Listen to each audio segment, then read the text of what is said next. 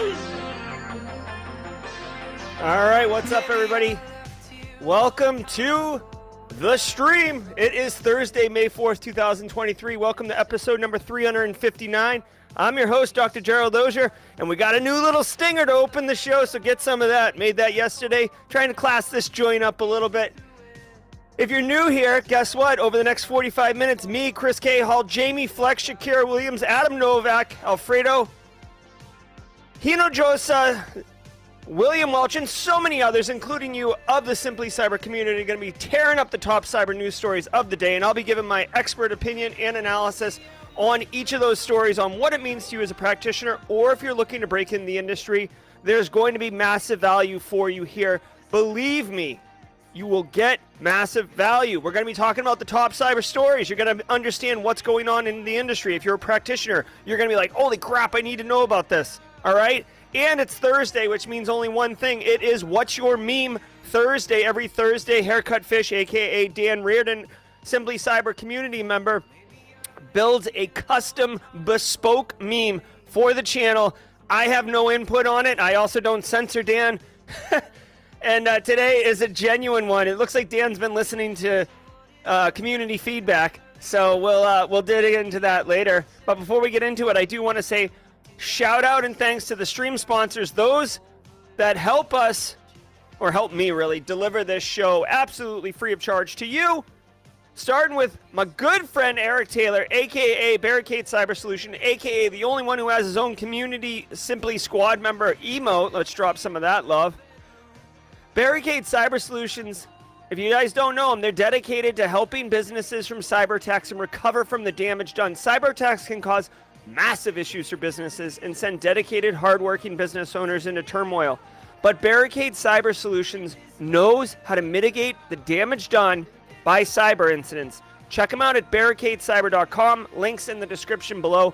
Do not wait until you're in the middle of a ransomware attack and you don't know which way is up.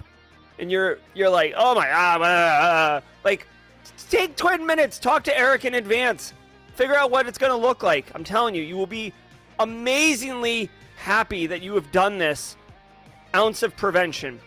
Also want to say shout out and love to XM Cyber. If you guys know XM Cyber, exposure management company. Organizations are literally overwhelmed with thousands of exposures across their cloud and on-prem environments on a monthly basis, so efficiently reducing that risk is almost impossible. I would argue it is impossible. Discover the most critical threats and practical tips on how to overcome remediation fatigue with a new approach to efficiently reducing risk with XM Cyber's 2023 State of Exposure Management Report. Listen, where is it? Here it is. You go on, there's a link in the description below. I've printed it out, so it's like more of a book for me, but that's how I read white papers.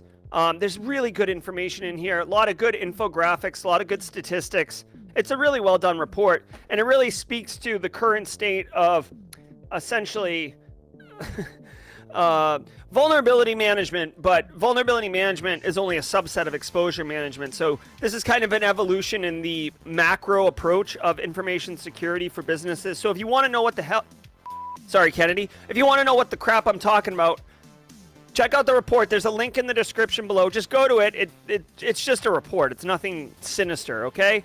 Holla, holla, holla. Also, want to say shout out to Panoptcy, but more about them at the Midroll. Now, guys, remember, each episode of the Daily Cyber Threat Briefing is worth half a CPE. If you're confused on how, go back to yesterday's episode, look in the comments. I responded to Chris Weaver in the comments with excerpts from ISC squared CPE policy and justification. So, I mean, literally, if anyone pushes back, you can just copy and paste my comment and be like, there you go.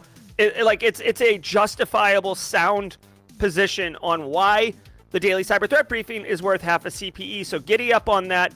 Get your CPEs here. Hold on. Where's my Oprah? Hold on. Where's my Oprah? You get a CPE. You get a CPE. You get a CPE. There we go. Also want to say shout out and love to the Team Live people. Hashtag Team Live. If you're here right now, 148 of you. Good to see you. Say what's up in chat. It's always nice to engage with y'all. Love the energy. You guys bring the energy. I mean, I'm kind of cheating with the French roast coffee here, but you guys bring the energy. You take it to another level. Also, if you're watching on replay, Chris Weaver and the entire Team Replay community, Boston Rob, hashtag Team Replay in the comments. I do love going through the comments and just engaging with y'all. It's to me, inclusion's critically important, and I don't want to be like, oh, Team Live is the real population and Team Replay is second class. No, like everybody is awesome, all right? Now, Team Hybrid is a special group. If you got here late and you're catching up 2x speed, that's awesome. Hashtag Team Hybrid in chat. Let us know that you're here. And finally, my good friends, hashtag Passive Observer, all part of the Simply Cyber Community Challenge of helping people break out network. Guys, I had someone just email or DM me earlier this morning and say, hey, I just moved here 2 months ago from somewhere in Africa, and I took your GRC course. It's awesome. How do I get a job or whatever?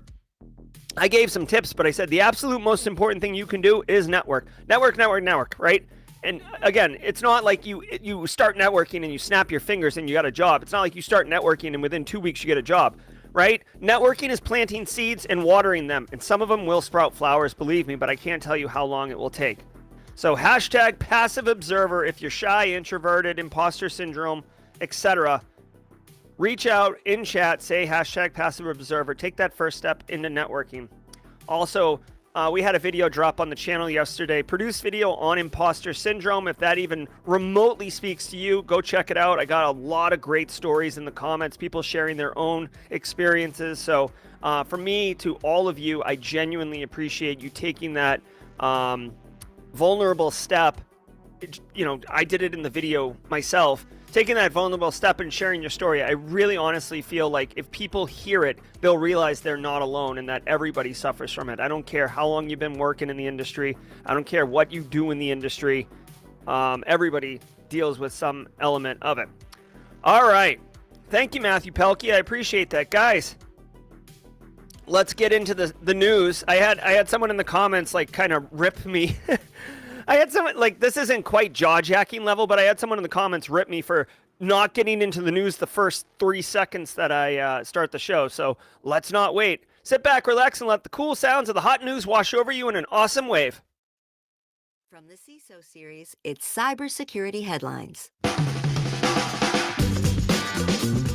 It's Thursday, May 4th, 2023. FTC comes down on Meta monetizing minors. In a release from the U.S. Federal Trade Commission, the agency alleges Meta repeatedly violated privacy rules put in place by a 2020 order it entered into with the FTC as part of a settlement. It also alleged violations of the Children's Online Privacy Protection Act. That 2020 order put in place an independent third-party assessor to evaluate how Meta performed on privacy rules. In a recent report, the assessor found that the breadth and significance of these deficiencies pose substantial risk to the public. Violations include not cutting off developers' app access to a user's data if they hadn't used the app in over 90 days. The FTC also alleges that Meta misrepresented controls available to parents with its Messenger Kids product. The FTC proposed completely prohibiting Meta from monetizing data for anyone under 18 years old and preventing the launch or modification of products without an independent privacy assessment. Meta must respond to these allegations within 30 days. All right. First things first, as just a little tongue-in-cheek, just to be a little cheeky, I didn't realize Facebook had users under the age of 20 anymore. I'm just messing, but seriously, everybody I talk to, like my students, everybody I talk to says that Facebook is for old people now.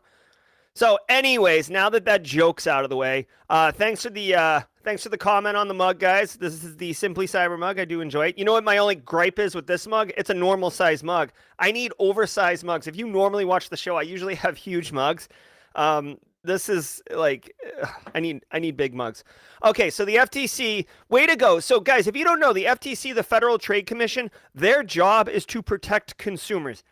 Period. Full stop. That's the job. Protect consumers. I know it might seem like a big faceless organization, but the FTC does right by us. Okay? The fact that Meta, aka Facebook, has repeatedly violated privacy rules is egregious and cavalier. Now, one thing, as soon as I saw repeatedly violated, the first thing I thought of is, you know what it is, Kimberly? Straight cash, homie. That's right, Randy. Straight cash, homie. These guys, it's a $5 billion settlement. Like literally, here's the deal. They're repeatedly violating rules that were put in place as the output of a $5 billion settlement. So Meta is so cavalier that they're like, dude, $5 billion. Like, I guess. Now, dude, we're talking about protecting children. Children, right? Under 13 children. Facebook, social media, there's predators all over the place. There's been freaking really successful TV shows about predators and like catching them through online social media and stuff like that. So the Facebook, aka Meta or whatever, like, it's gross. They have an obligation to protect children, and not just an obligation from a freaking moral perspective, but there's laws. The COPPA, that's a law that says you're not allowed to, like, you got to protect children online, bro. Now, this Messenger Kids thing, this is even grosses me out more. Like, I don't let my kids on Facebook. I have let them have Messenger Kids, but it's wicked tightened down. You know, like, I'm probably like the sucky parent who's like, oh, your dad sucks. But, like, here's the thing. Explicit approve only list, not like friends of friends and crap like that. So the fact that Messenger Kids allows children to communicate with unapproved contacts via group video calls and chats, I guess I get that. Like, if I'm friends with Jamie Fleck and Jamie and I are on a call and he brings someone else in, I suppose that could be like, I could understand how that would work, but it's still at the same time, like, bro, like, let's have a check. You can write it in software to not allow that to happen. So it's either lazy, they're not investing in the devs well enough to have them, you know, put that on their sprint chart for this upcoming sprint on what type of functions they're going to integrate. Again, guys, I want to remind you, the reason that we have laws for this is because without the law, the business isn't going to do it in the first place, right? We're regulating that they put these controls in place. Remember, at the end of the day, a business is all about Straight cash, homie. it's all about straight cash, homie, right? So if I'm the lead of Meta, I'm Mark Zuckerberg for a second, right? Pretend I look like, well, whatever. I'm not going to besmirch him. Listen, if I can have a new cool feature, right? Like, oh, like a new emote keyboard, or I can have a functionality that will not allow unapproved contacts to connect into a group chat with children, and I'm not federally regulated to do that, guess what? I'm going for the emote all day long, because at the end of the day, I answer to the shareholders, not the users' parents, right? And I know it's gross what I'm saying, but you've got to think about it that way. Like, the business is into making money. The business answers to the shareholders. The shareholders care about money, and features can be marketed and sold, and features that have marketability. Like security, like Apple's going okay, trying to make privacy like their marketing ploy, but you know what I'm saying? So hopefully this is resonating. Hopefully this is resonating with you guys. But just, I don't use Facebook personally. I don't use WhatsApp. I do use Instagram, kind of. I'm terrible at it, but I'm totally into this. Like, not allowing monetization of under 18-year-olds. Facebook, Meta, they're hemorrhaging. Like, the whole metaverse thing was a big flop. Zuckerberg's fired a bunch of people from that. They're pivoting away from that. And I know that they're just printing money over there at Meta, but at the end of the day, they're trying to monetize everybody on the platform. So this, to me, this actually probably hurts more than it does the $5 billion lawsuit, honestly, or settlement, because now you're taking away the recurring revenue of everyone under 18 that's on Facebook, right? So interesting. I would say this is like this is kind of a big move for the FTC, right? And obviously they're taking serious action because Meta's obviously just, you know, taking a sausage and like wiping it in their face, right? They got a $5 billion settlement and they're still repeatedly violating the rules. Go FTC. I CISA urges adoption of covered list. The U.S. Federal Communications Commission maintains the covered list. This list includes communications equipment and providers that the government believes could pose a risk to national security. It includes a who's who of companies on the U.S. government's bad side, including Huawei, ZTE, Dahua, and China Unicom. CISA recently urged private companies to include equipment from these named companies into their risk management plans. The agency also advised all critical infrastructure companies to use its free scanning tool to detect high-risk equipment included in the covered list. Okay, couple things here. One, well, several things here. Thank you, Jeff Fuller. Jeff Fuller first on the scene. They said CISA, let's get Jen Easterly up in here. We need a Jen Easterly sounder. CISA, the Cybersecurity and Infrastructure Security Agency, I cannot say enough good things about them. Like, under Jen Easterly's stewardship, CISA has turned into a champion of the people.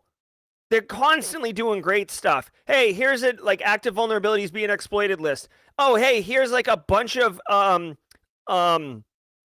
advisories. Like, hey, we're doing public-private sector partnerships. We're all over the place. We're accessible. We're not faceless. We're not some bureaucratic bloat machine. So now they've released this covered list, which is basically, this is going to get way up into GRC's face. So if you're a GRC advocate, put on your beer helmet and crack into BLs because we're about to get to the big game here. The incorporated cover list is basically a list of businesses that the United States is like, you might want to think about doing business with them for various reasons. And they're advising you to incorporate it into your risk management plan. Now, I just said risk. What? It's National Supply Chain Integrity Month? Wow. Okay. I missed the memo on that. So you include in your risk management plan. Here's the deal. You're going to purchase, you go out to bid for a bunch of products, right? You're going to buy new firewalls. Okay, you got Gigamon, Fortinet, you got your Cisco's, right? You're doing your due diligence on product, feature, support, and not endability. That's not even a real word. What it would look like when you decommission the product and transition. Whatever scalability. There's a million different not a million. There's probably like 25 different attributes that you'd want to evaluate when looking to make a large purchase. They're asking you to incorporate this into it to think about whether or not you want to do business with companies that have this tech inside their products or these companies directly.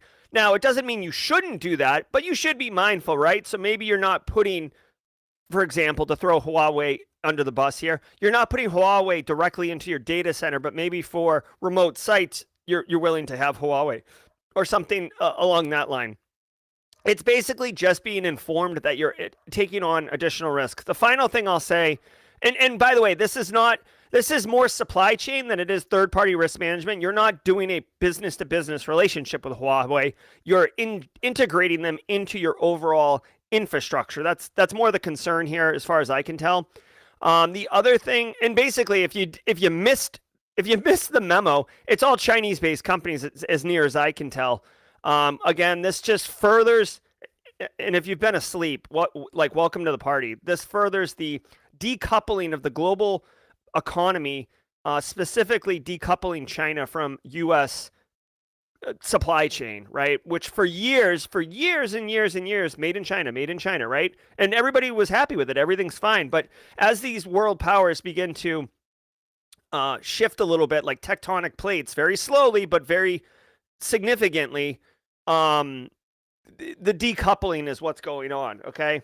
And obviously this has to do with espionage. Go back and look at, Supermicro as an example, even though they never proved that there was espionage going on, but that's an interesting case study on it if you're interested in getting more. The final thing I'll say is CISA is offering this free vulnerability scanner for scanning critical infrastructure. Critical infrastructure, guys, don't think critical infrastructure is like an oil and gas plant only.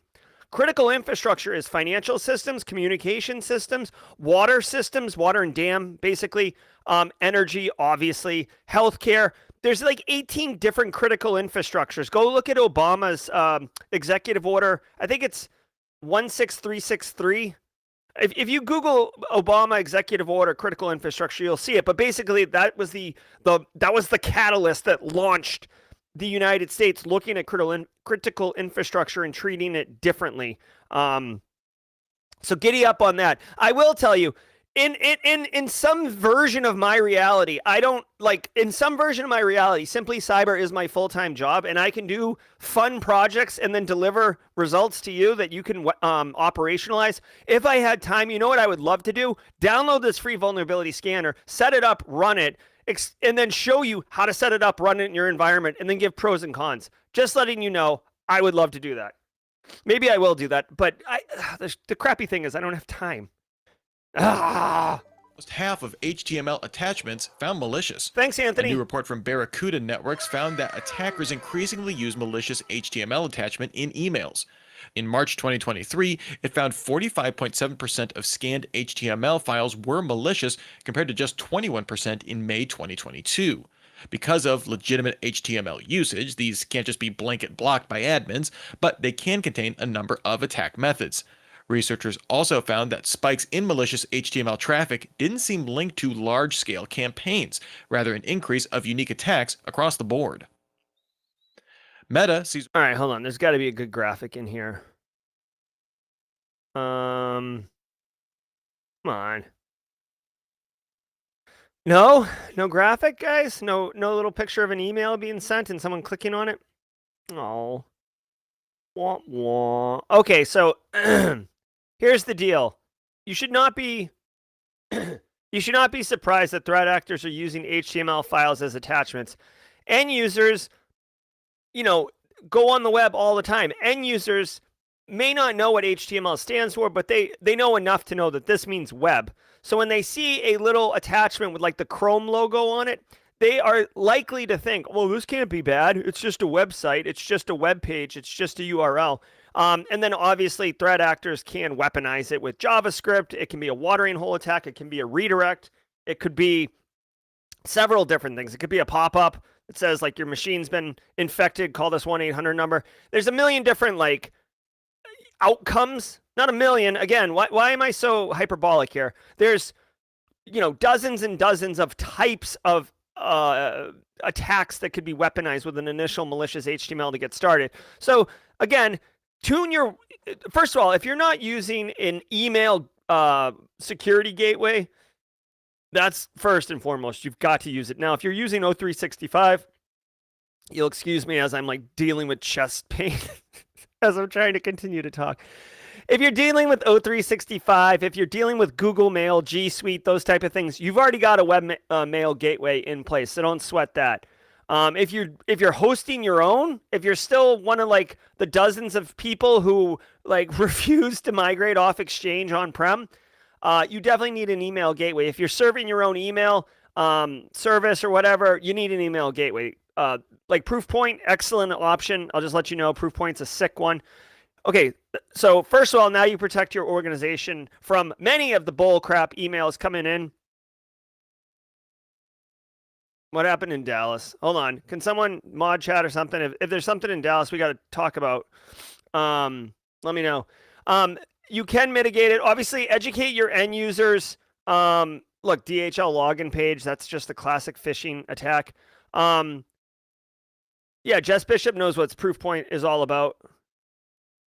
Oh, okay. Yeah, we'll look at oh, thank you. Thanks, Justin Gold. I asked about the Dallas thing, and like literally there's a huge pop-up from Eric Taylor in my face about the Dallas thing, and Justin Gold just put a little carrot like look up, and I did. And okay, yeah, we'll talk about Dallas before the end of the show if it's not already in the show. By the way, if you did not know this, I do not look at these stories in advance. This is my real, honest, in the moment reaction and analysis and guidance and stuff like that. Educate your end users. Threat actors are not going to get away from emailing malicious attachments, period, end of story. Like, why would they? It's very effective, and they can get right into your inbox. Rise in AI scams. And it's cheap. The social media company released a report finding that since March 2023, it discovered 10 malware families using themes around generative AI to compromise accounts. Generally, these types of scams offer someone access to some sort of ChatGPT tool or other AI-related function, but instead install software to steal credentials. Meta sees that threat actors take that personal account takeover and use it to then compromise business accounts, which often contain credit card information.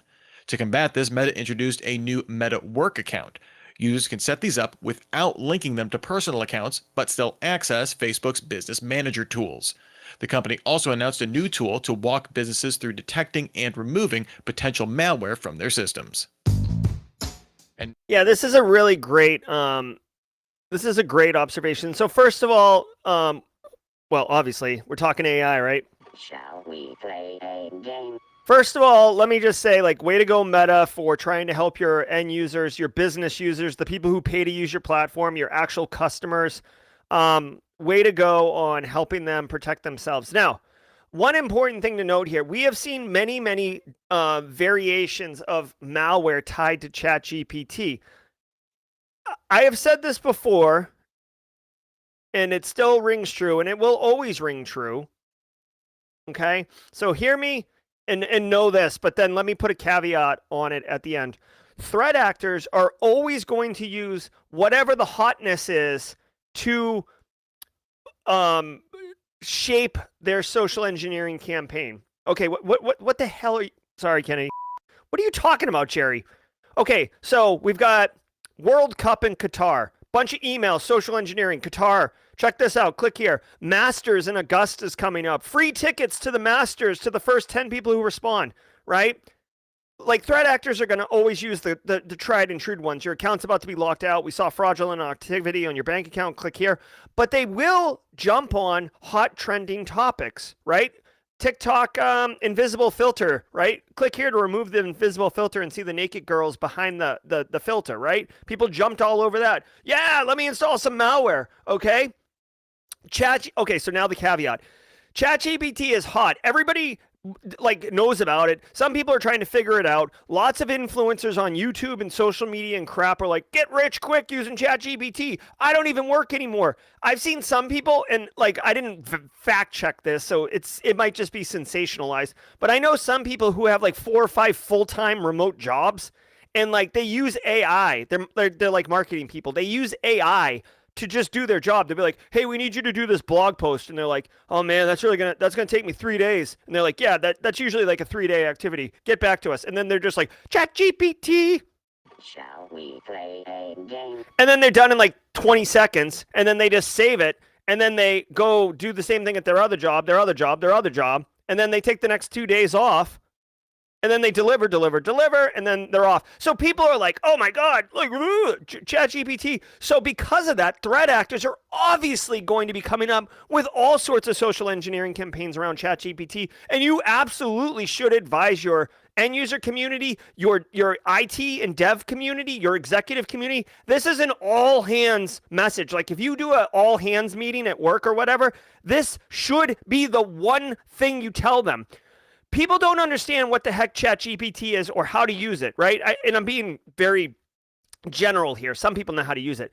But devs are getting API calls and writing little scripts and crap like that. Some people are signing up. Dude, I signed up for ChatGPT and bought a paid plan. It's $20 a month. So I could use this pen test GPT. And then I found out you can't get API keys with ChatGPT. You need to get API keys through OpenAI, which is another $20 a month. So I'm paying $40 a month. I don't even know if I need ChatGPT $20 a month. But my point is, I'm doing all this research and it's confusing. So people are going to get confused. People are going to be easy to be tricked and vulnerable. I mean, we saw malicious email, we saw malicious Chrome extensions on ChatGPT, people stealing in info, stealing out. All of these things are stealing business accounts, right? So the TLDR here, I know I'm getting a little spicy. The TLDR here is that this is a brave new world and people want in. People are willing to jump on a moving train here because they just know that it's hot and they got to get on it before it's too late. But threat actors know this, and they're muddying the waters. They're making it complicated, and there's going to be a lot of people who get victimized from it, basically.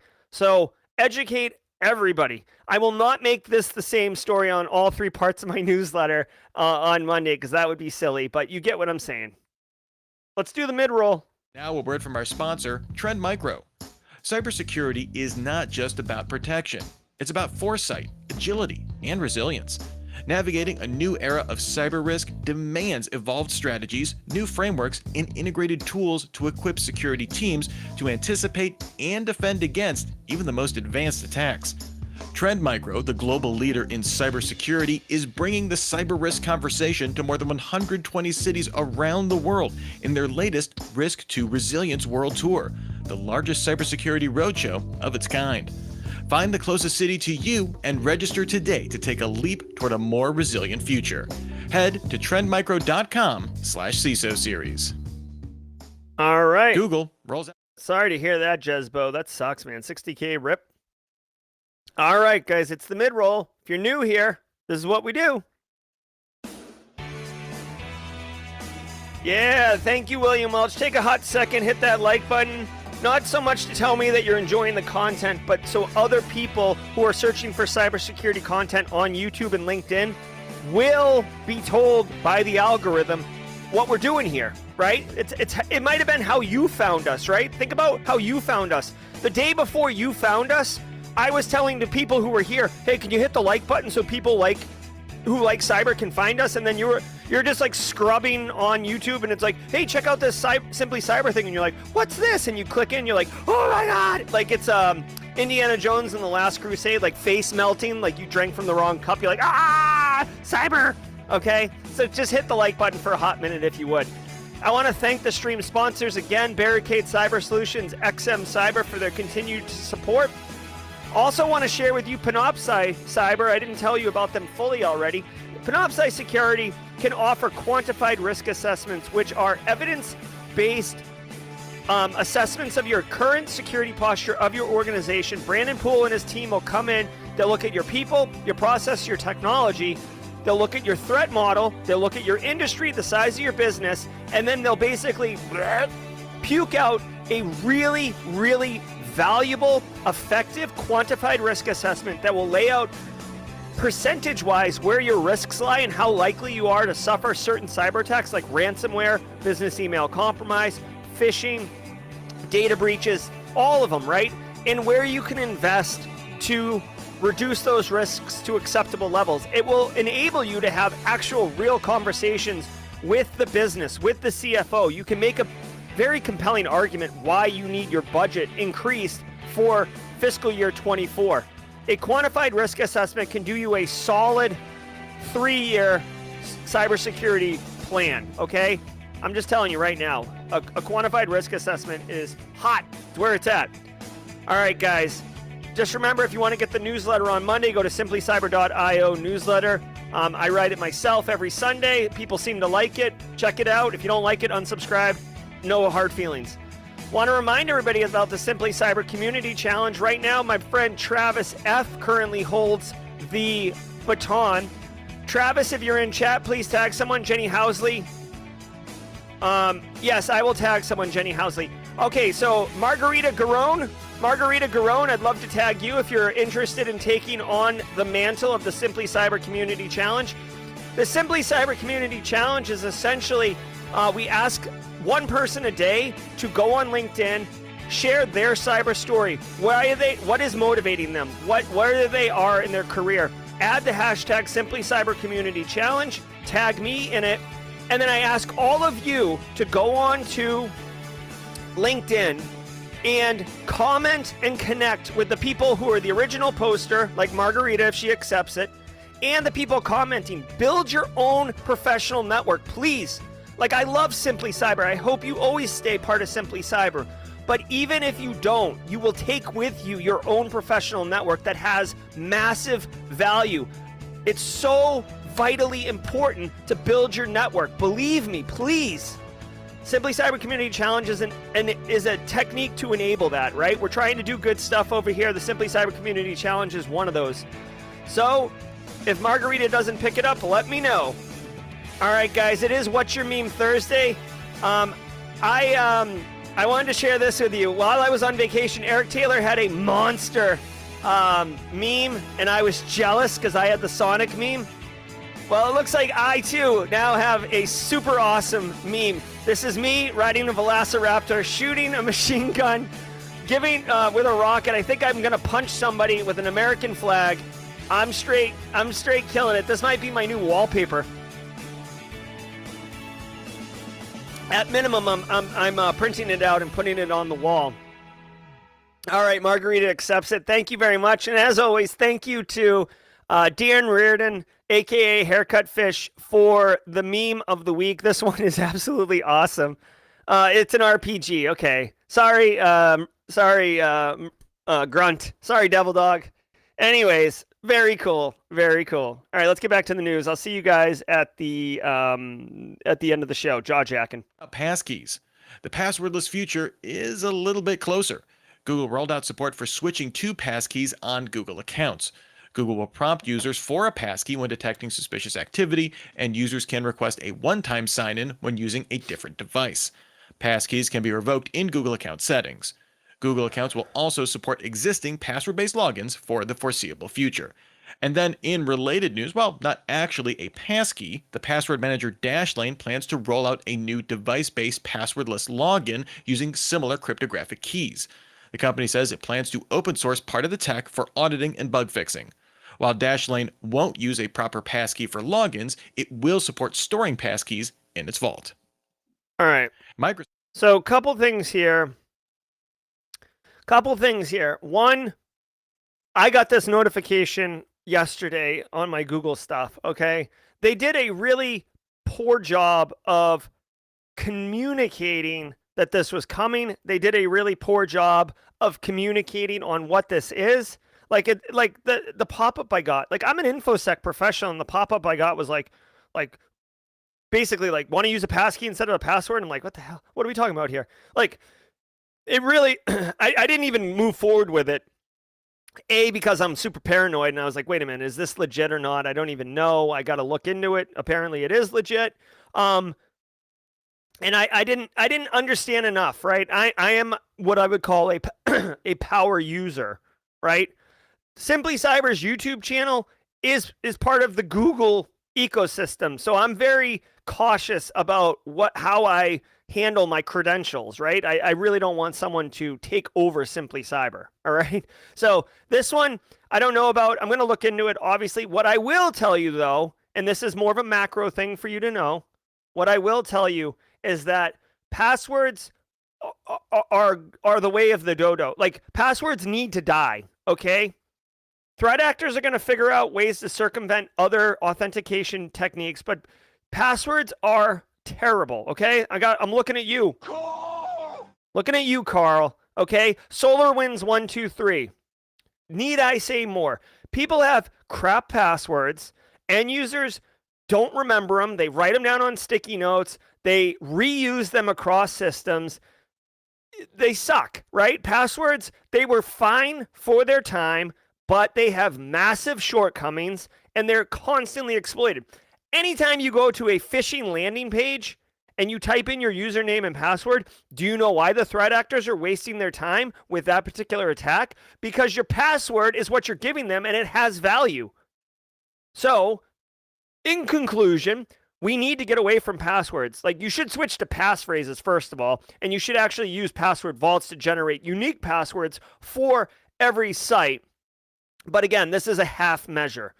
We need to get away from passwords. We need things that are like YubiKeys or biometric or, some type of like one-time password, like real-time generated 6-digit rotating pin or something like that. Okay? But it's going to take a while. The infrastructure is there, it's coming. We see on Windows, if you own a Windows 11 machine, go to switch your password and look at all the options. There's Windows Face, there's Windows Hello, there's Windows Biometric, there's Windows Click on a Picture in a couple different places. There's like a million, again, Jerry, with the hyperbolic statements, there's about 8 different options. Password is just one of them, okay? So be mindful of that. By the way, just as a fun fact, when you tell your users, your end users, that we're not going to be using passwords anymore, once you explain to them why that's going to be okay and safe and secure, they will give you a hug. Borderline a HR violating hug. They're going to love you because no one likes passwords, okay? I can't remember my password. People share passwords, right? If you get away from passwords, It's a win. It's a win-win. It's very, very uncommon. In fact, I can only think of a couple options. It's very uncommon for security to introduce a new control or a level of control and have the end user community be excited about it. Federated authentication is the only one that really comes to mind. That's where you can click and like log into like your Netflix site using your Google creds or something like that, or your Facebook creds. It's a single sign-on, or not single sign-on. It's federated authentication. End users love that because it's like one less thing they have to do. But for the most part, yeah. So, anyways, be mindful of this. I will be looking into this. I am a heavy Google user, so this directly applies to me individually and professionally. So I'll ask me about this in a week. I've got to do my due diligence. I'm sure it's a good idea. I just like to fully understand it before I commit to something. Microsoft plans to offer private ChatGPT servers. Earlier this week, Samsung banned employees from using ChatGPT on company devices, citing concerns about leaking data. This came after it accidentally leaked source code to the AI chatbot.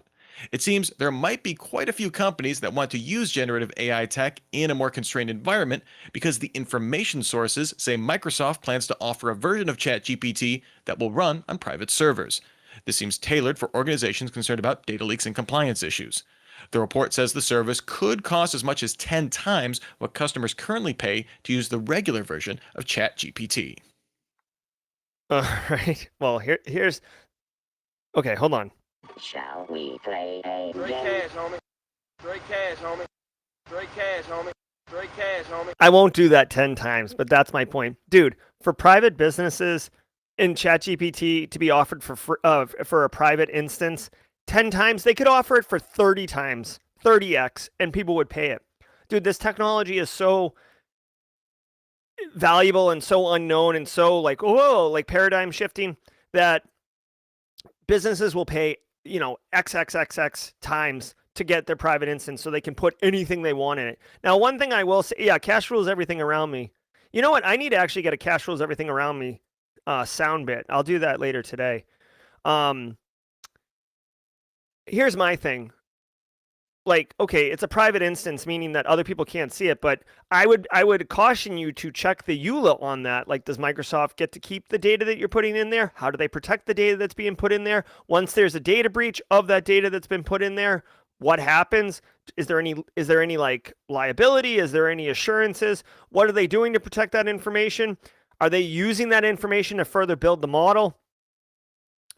It's a good idea. I mean, obviously, like this in the pantheon of no-brainer ideas, Samsung engineers put intellectual property in there. Somebody in chat, in Simply Cyber chat right now, right over there, if you scroll back through chat, said that doctors at their healthcare business were putting in information trying to get advice for patient care, right? So people are putting sensitive information in. It's a no-brainer for Microsoft to be like, hey, why don't we just offer a private instance and mark it up 10x?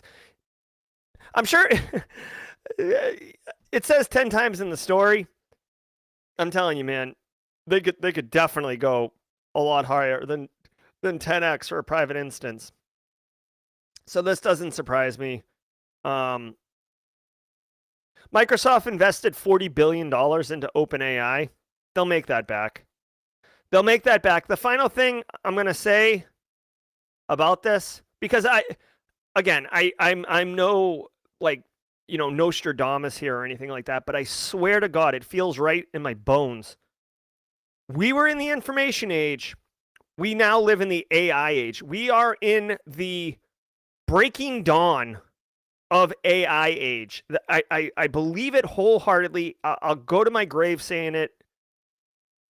The copper age, the bronze age, the industrial age, the information age. We have left the information age. We are in the AI age. It's nothing's going to change. I just saw this morning a political ad, okay, put together by one of the major parties in the United States. And it's like a smear campaign ad, but it's AI generated.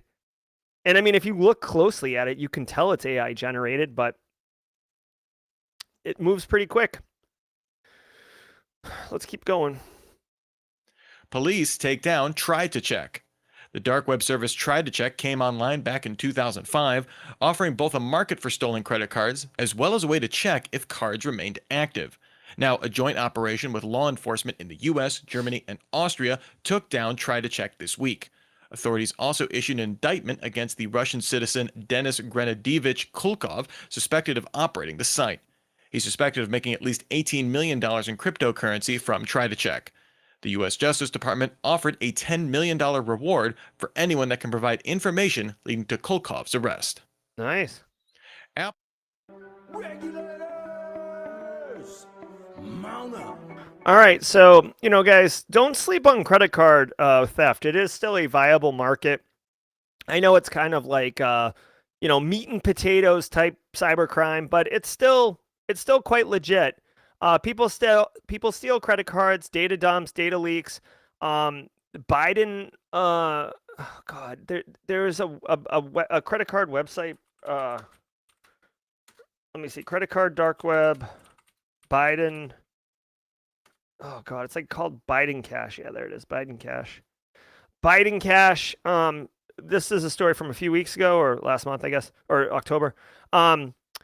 Leaking 1.2 million credit cards for free because basically they were going to expire, so they were just dropping them. Like, there is a massive, criminal enterprise around stolen credit cards and the use of stolen credit cards. If you've had your credit card compromised and had to, have fraud detected and then get a new credit card issue, it's incredibly disruptive. It sucks. The credit card companies are better at detecting fraud. They definitely, on average, or in my experience, don't make you pay for the fraudulent charges. But dude, there's millions of stolen credit cards out there. And this guy was running an operation. And basically, it sounds like this was a business-to-business service where you could use this platform to scan. Say you have like 1 million stolen credit cards. You don't want to like type each one in, right? Like, oh my God, like, this one's no good. This one's good. This one's no good, right? It sounds like you could just take in like a CSV list, comma separated file, and just feed it in, and it would dump back like good, not good, not good, good, right? So you could quickly, your time is valuable, right? So you could quickly identify whether or not credit cards are good or bad. And you know what? Way to go, law enforcement. United States Secret Service, you do not want to mess with the Secret Service guys. I'm telling you, they protect the president, but I feel like that's just like the marketed part of them. Secret Service, man, they're responsible for counterfeit money and fraud, and they have a lot of jurisdiction. So get on it.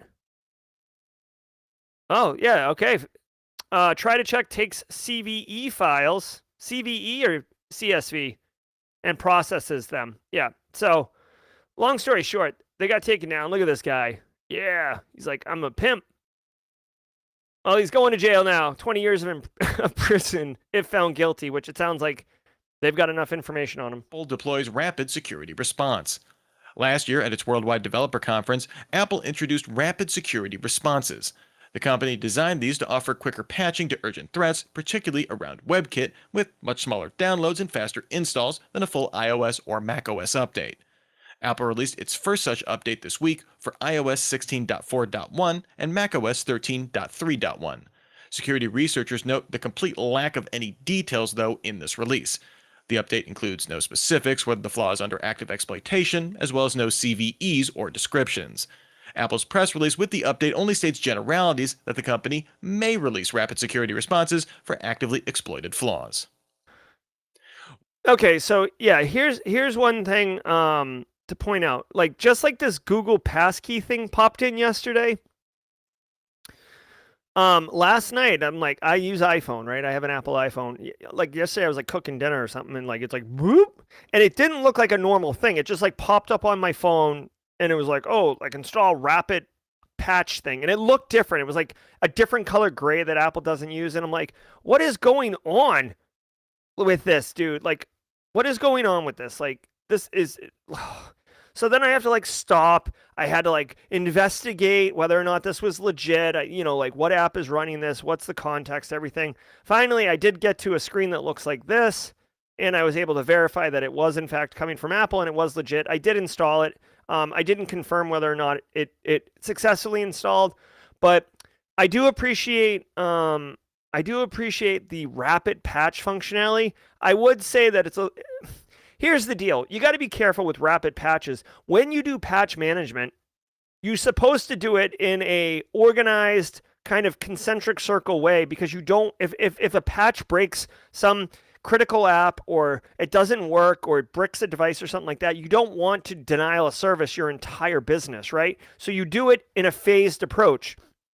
Now, Apple is a little different on the iPhone because it's a walled garden. All their apps kind of go through like one particular pipeline, so the chances of it bricking your device and stuff aren't good. So I have a little bit more faith on this.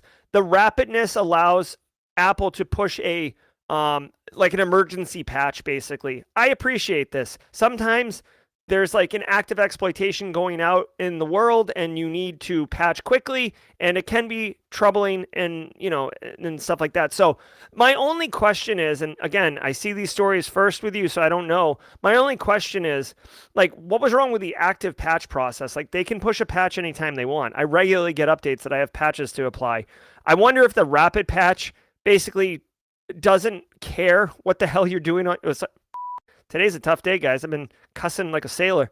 I wonder if the rapid patch doesn't care what you're doing on your phone right there, and it just applies the patch, and you've basically authorized it to, in your best interest, apply patches. The only thing that comes to my mind, like, I love the idea of it on the surface. The only thing that's bad, though, is if a threat actor was somehow able to compromise the rapid patch feature, they could force malware installs or you know, compromised files onto your devices without any intervention by you, weaponizing this rapid patch functionality. So just keep in mind that this is really cool, but you've always got to think about, how can this be weaponized? How can this be exploited by a threat actor? So something to be interested in, worth checking out. All right, let me get some music going up in here. All right, guys, that's going to do it for today's stream. If you were here just for the news, thank you very much, 251 of you.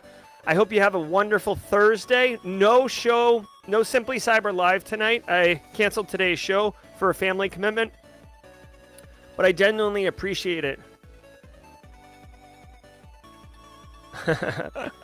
Oh, yeah. Let me just check my schedule really quick to make sure I don't have a 9 a.m. If I do not, I will spend a few minutes jaw-jacking. I do not have a 9 a.m., so I'd love to hang out for a minute if that's okay with you guys. If you got a boogie, head on out. Have a great day. We'll be back tomorrow at 8 a.m. Eastern Time, every single weekday morning at 8 a.m. We are here delivering hot takes on cool news. R wants to know if anyone has any thoughts or info on High Trust. I mean, I worked in healthcare for a while. High Trust is fine. I was at a massive multi-billion-dollar company, and High Trust didn't really come into play very often. Let's see. Any beginners in cyber? ISC2 has free training for exam for CC. Cool. Hey, that's great. Devin sharing that ISC2 is doing free training for cybersecurity certification, which is like an entry-level cert for ISC2. All right, Jezbo, I love it. I know you're in a different time zone, but happy to have you team live. Thanks, George Strasburger. Oh, good, yeah.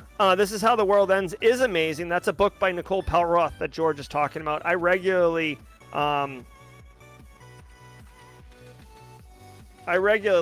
talk about it because it's such a good book. Let me see. Bro, come on. I'm trying to bring this up on stream for y'all. You'll love this book. This book gets into like where bug bounty programs come in, the underground 0-day market, nation states, Stuxnet, how Stuxnet kind of changed the game for everything. It's about the cyber weapons arm race. It's very, very interesting. She is incredibly good writer. So definitely check that out. Glad you're liking it, George. Moon is halfway through the GRC course. Love the bits where your family and other animals interrupt you. Yeah, it's a very real course. Different than others. Any thoughts on getting or applying for a job in cyber that requires 5 years experience? Yeah, I mean, document your resume. Take advantage of, maybe you had like tangential roles, right? Maybe you were doing sysadmin work, but you're definitely doing some infosec there.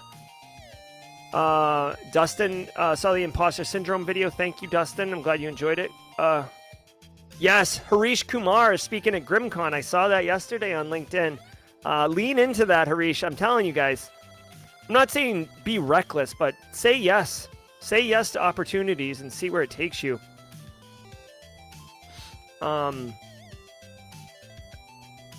Oh yeah, Dallas. Thank you. That's a good topic to get into really quickly. Let me get into this really quickly. Let me see. Let's look at this Dallas situation. Come on. Oh, that's just a graphic. Hold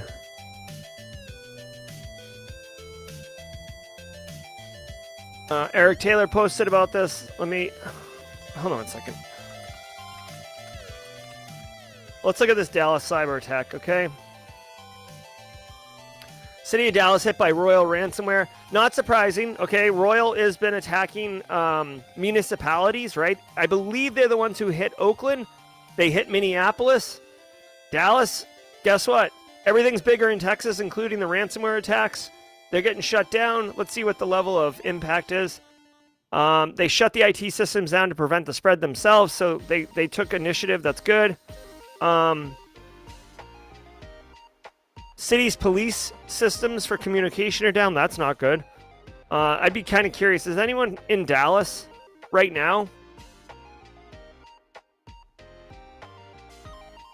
I don't think they're going to get back up in a day. So they have a SOC. That's very nice. Now, I will say this. Usually municipalities are wildly underfunded. I feel like Dallas would not be underfunded. Like, Texas people are like so big about being so awesome. And like, there's a lot of like intra-state rivalry about being awesome. You see it with the college football all the time. So I could imagine Dallas having a really, really good... I live in the low country, Dustin. I could see them having a good SOC system. Let me see.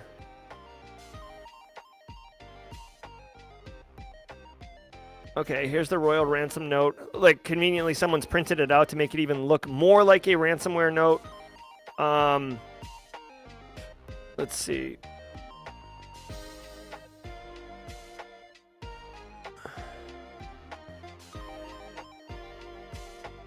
Yeah, there isn't much information here other than they're under a ransomware attack, and they proactively shut down systems to manage it. So keep an eye on this one. It might even be a good example of how to effectively respond to a ransomware attack as a municipality. But I would imagine, if I had to put money on it, Dallas will be down at least until Friday, May 12th, at least. Thank you for sharing that with us, Eric Taylor and Mod Team. Houston, yeah, exactly. BSEC knows what I'm talking about.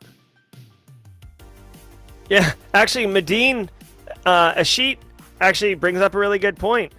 You know, like, I mean, I don't know if Dallas is going to crank up the InfoSec hiring jobs, but, dude, I'm telling you, when there's an active incident, people realize, like, the business actually realizes that they've been impacted and, like, what the impact looks like. Oh, crap, like, I can't check email. Oh, crap, I can't do business. Oh, crap, I can't turn my computer on. This is a problem. How do we prevent this from happening again? And that's where you start getting funding, right, for these initiatives. So Medine brings up a good point. You should actually... The thing is, the jobs in Dallas probably won't start opening up until, like, the summer.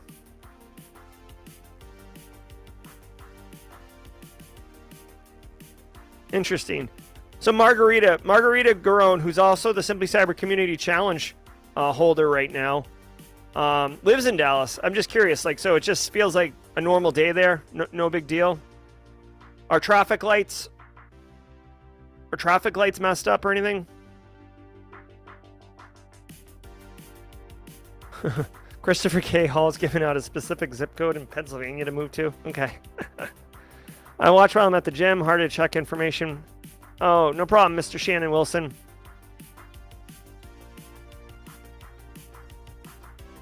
Nice. All right, guys. I don't know. I'm actually kind of curious since we're doing jaw jacking. Did anyone see the new intro? The little the intro to the show?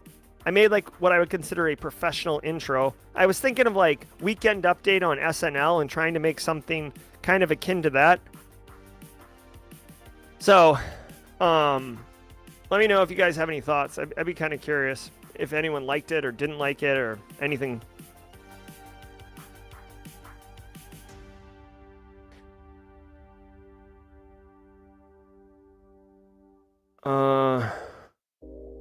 Yeah, I could play it again right now if guys want to, if folks want to see it. Like hopefully you guys caught it at the beginning.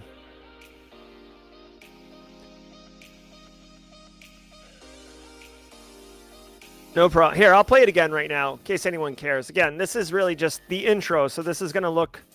All right, hey, thanks, Dallas people, that it looks like a normal day. Here's the intro.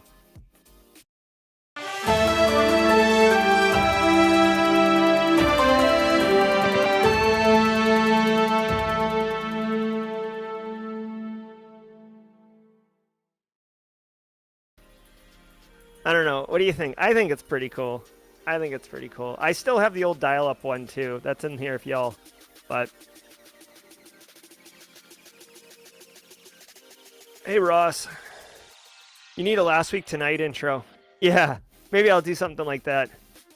Dallas shut down the courts? I could see that. All right. Thanks, Nicole. Thanks, Kimberly. Thanks, Chocobobo. Thanks, Justin Gold. Thanks, Sidelight. Yeah, I'm trying to... I don't know. I'm trying to class it up a little bit. I'm starting... Like there's a major, like when I say major, I'm talking massive brand that has reached out to me and wants to work with me and sponsor me and stuff like that. Like when I say massive, I'm talking like Fortune 50 company. So I was like, oh, maybe I should class this up a little bit. So we'll see. I don't know. Do I need an outro? Because normally I just do this, right? Normally I just do this and let it play until the song ends. But I don't know. I don't work in production or anything like that. Do I need an outro? Or is it fine how that's working? I don't like this song.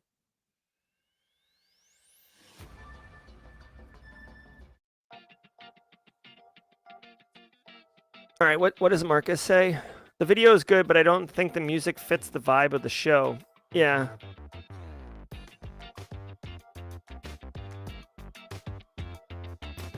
All right. Kimberly. I think your outro now and sign off are good. Okay, cool. Thank you. Oh, William Welch is saying this is professional.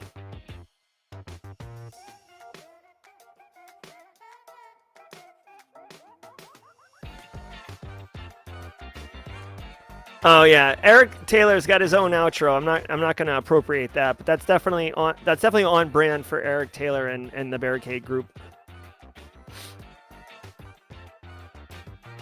Yeah, Daniel Neese likes the Worldwide Wednesdays. I love that too, but that we exclusively do that on Wednesday. Oh, all right. So the outro on the produced videos is good. Thank you. Thank you all, by the way, for the feedback on this. Again, I try to make any aspect of Simply Cyber a little bit better each day, a little bit. You know, sometimes it's like more obvious, like when the entire layout of the show changed. Sometimes it's a little tiny bit. So I'm using Streamlabs OBS right now. Yep. Agree with William.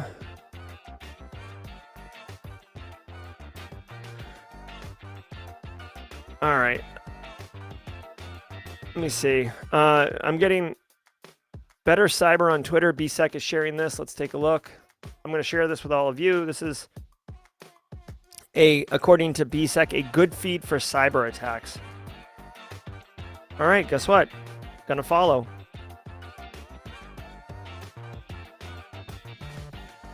All right, so check it here. I'll share this in chat right now. Here's a follow recommendation on Twitter if you're interested.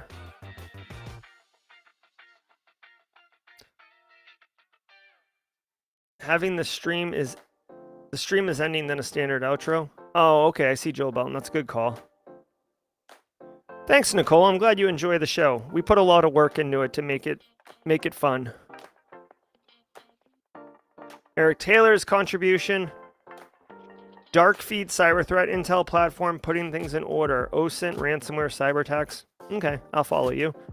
So here are your 2 Twitter recommendations of the day.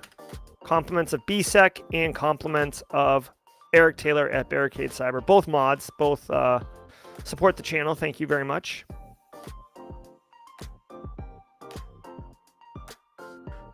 All right. Thank you all for the feedback. Thanks for the jaw-jacking experiences. Thanks for letting us go into the Dallas bit a little bit. Matthew Netchie, I'm glad that we're get to be your first hour of your workday. We're doing good stuff here. I'm super pumped about it. Look for Margarita, LinkedIn, Simply Cyber Community Challenge post. Taylor McDonald, thanks for becoming a member. All right, guys. I don't know anything about Houston. Did Houston get hit too? Thanks, Daniel Neese. Yeah, my new official outro is this. In fact, I'll just leave this up for 60 minutes and just speak to the cyber stories. Just kidding. Just kidding. All right, Anthony's finishing his workday. All right, Anthony. Punch out, man. Enjoy. Chad, actual Dallas has been hit with a massive cyber ransomware attack by the Royal Ransomware Gang. All right, guys, I got to boogie out of here. Be good. Remember, no show tonight. We'll pick it back up tomorrow at 8 a.m. Eastern Time, as usual, for the daily cyber threat briefing. I'm Jerry. This is Simply Cyber. Until next time, stay secure.